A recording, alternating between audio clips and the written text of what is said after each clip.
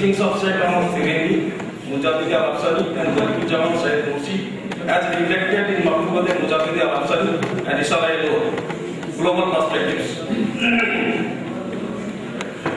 The central theme of the topic is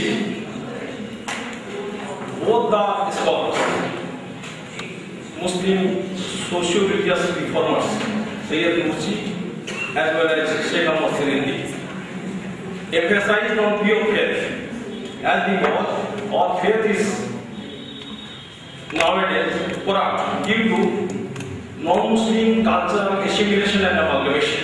We have adopted so many un-Islamic beliefs and practices. So we have to be free from the un-Islamic beliefs and practices. So pure faith means we have to be free from shirk and bid'ah. Let us know few points. I am not going to bore you.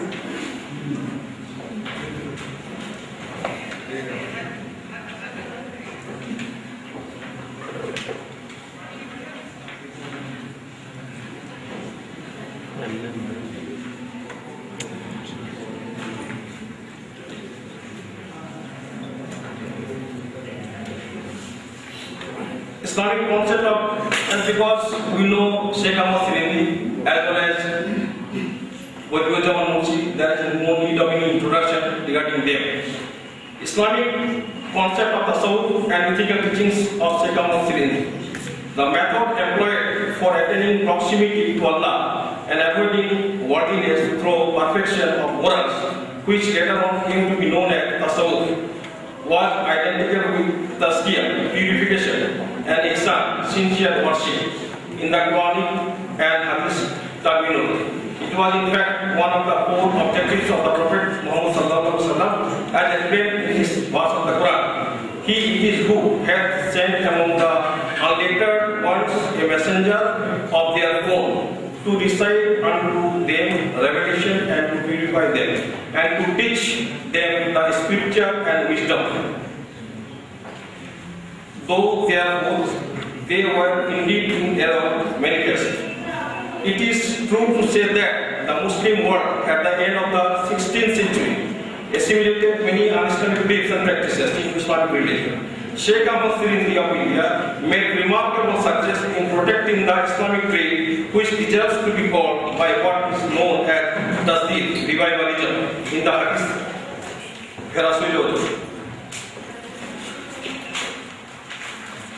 Shaikh Ahmad Sirhindi's Islamic thought consisted of reviving the thought and spirit of Islam in India in particular and Muslim world in general. His thought aimed at curbing the greatest menace of the time by restoring conviction in the Prophet of Muhammad sallallahu alaihi wasallam and researching the abiding truth of Sharia.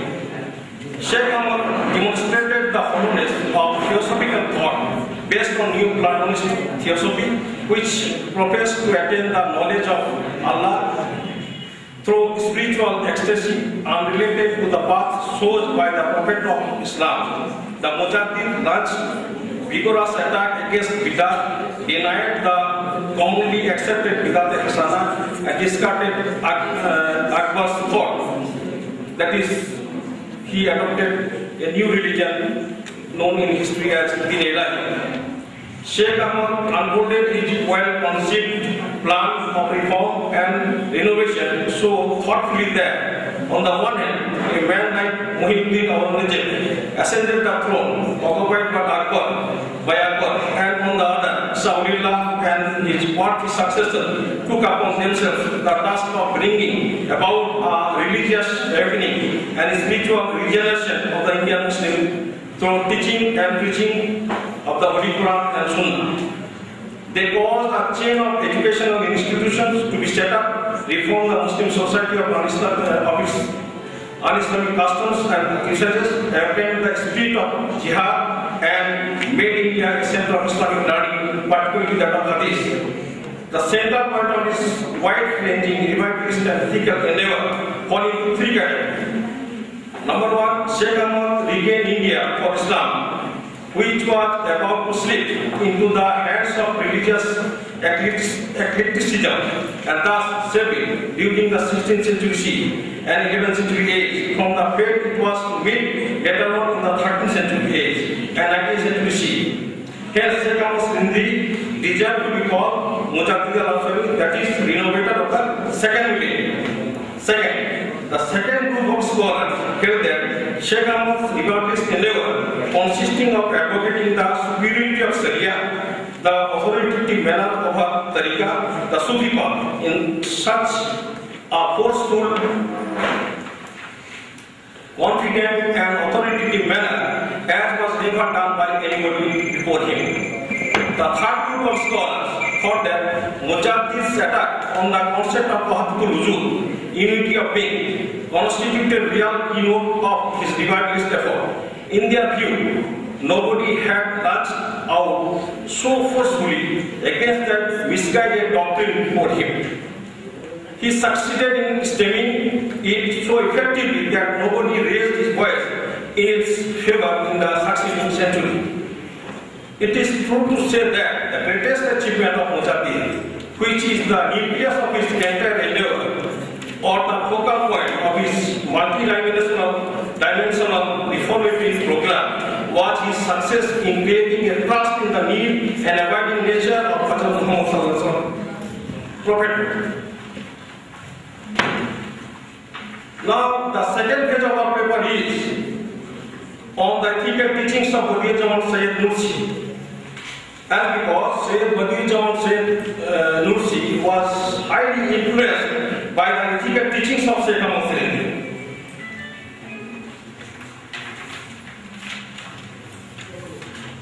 The first one, just I am discussing only the ethical teachings of Badiuzzzaman Nursi. I am not going to discuss other things. The first one is on Bismillah. In the name of Allah is the start of all things good. This is what is Badiuzzzaman Nursi said regarding ethical teachings. We too shall start with it. No, O my soul, just as this breast is mark of Islam, so too it is constantly recited by all beings through their times of disposition. If you want to know what an inexhaustible strength, what an unending source of bounty is Bismillah, then Badiuzzzaman sets an example. I am not going to discuss that, it will take time. The second one is on how belief bears the seed of paradise and unbelief, the seed of hell. Sayyid Nursi quoted the Holy Quran, those who believe in the unseen. Now again examples. The third one is on profit and happiness are in worship. Sayyid Nursi quoted the Holy Quran, O you people, worship. Nursi explains, like with every true virtue, the source of courage is belief in Allah and worship. And as with every iniquity, the source of cowardice is misguidance. The fourth one on ethical teaching is on the transition life is made permanent by the prayers. He emphasizes again and again on prayers, 5 prayers. Sayyid Nursi quoted the Holy Quran. The prescribed prayers are the pillar of religion. Then he sets examples. The fifth word is on our basic duty, worship. Sayyid Nursi quoted the Holy Quran. Indeed, Allah is with those who fear Him and those who do good. Again, he sets example. The sixth word is on the task given to man. Sayyid Nursi quotes the Holy Quran. Verily, Allah has purchased from the believers their persons and their property, that paradise might be theirs. The seventh word is how belief illuminates the road to eternity. Sayyid Nursi quoted the Holy Quran. Verily, to Allah do we belong, and verily to Him is our return. Sayyid Nursi explains, a person with knowledge of Allah takes pleasure from importance, from fear of Allah. Yes, there is pleasure in fear. The eighth word is on the nature and value of true religion. He quoted the Holy Quran. Allah, there is no Allah but He. the ever-living, the self-subsistent, will be the religion before Allah in Islam. The ninth word is, Nursi quoted, the Holy Quran. So glorify Allah when you reach evening and when you rise in the morning. For all praise is His in the heavens and on earth, and towards the end of the day and when you have reached noon. The first session of the 21st word is the necessity of prayer. Says Nursi quoted Quran, for such prayers are enjoined on believers at stated times. Some other important ethical teachings of Sayyid Nursi are as follows. The purpose of the sending of man to this world and the wisdom implicit in it consists of recognizing the Creator of all beings and believing in Him and worshipping Him. There are so many ethical teachings, I am just giving some important teachings. Through the light of belief, man rises to the highest of the high and acquires a value worthy of paradise. And through the darkness of unbelief, he descends to the lowest of the low and falls to a position fit for hell. Every village must have its headman, every needle must have its manufacturer and craftsman, and as you know, every letter must be written by someone. How then can it be that so extremely well-ordered kingdom should have no ruler? He who created the eye of mosquito is the one who created the sun. The one who ordered the stomach of a flea is also the one who ordered the solar system.